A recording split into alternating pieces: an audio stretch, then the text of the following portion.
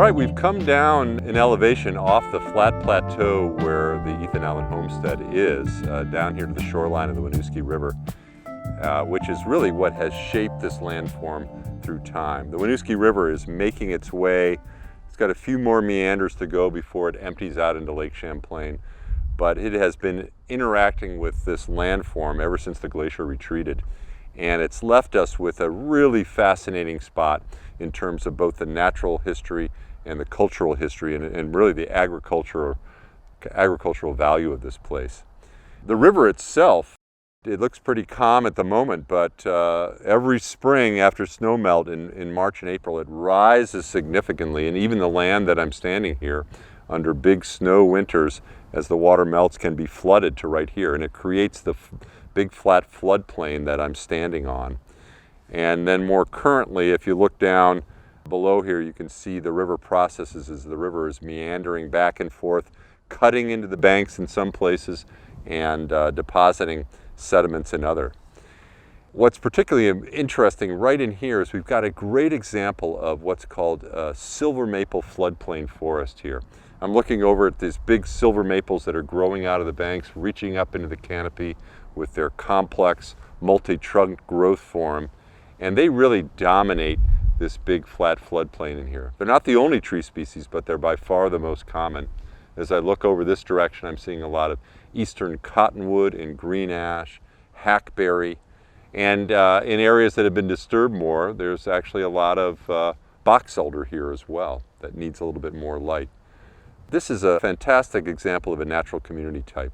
In the understory, there's lots of ferns, particularly ostrich fern and sensitive fern.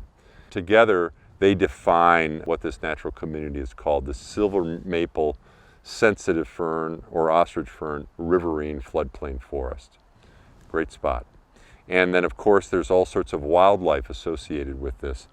A day like today, we've been hearing Canada geese reacting to the cool weather and flying in formation.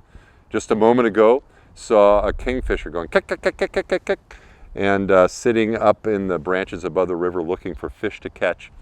And these cut banks make perfect nesting areas as they excavate holes, and they have their long cavities that reach back into the sediment. It makes a perfect place to raise their young.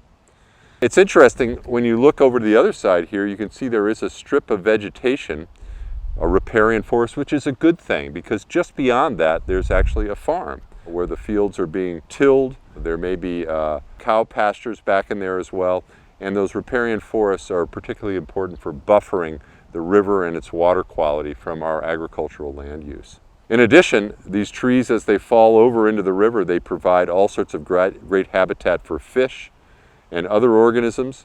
They have many functions that protect the water and protect the wildlife habitat and provide travel corridors for organisms as well.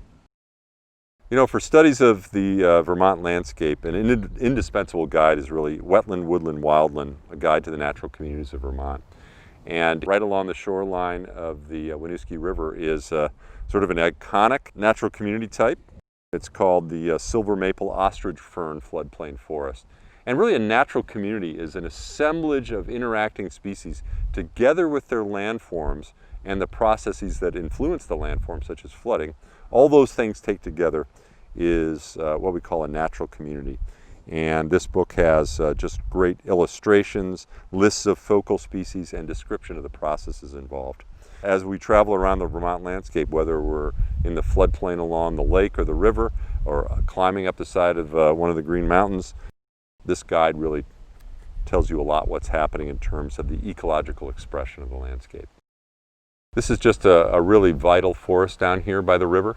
It's really the reason that people have settled here and have been on the landscape for the last 10,000 years.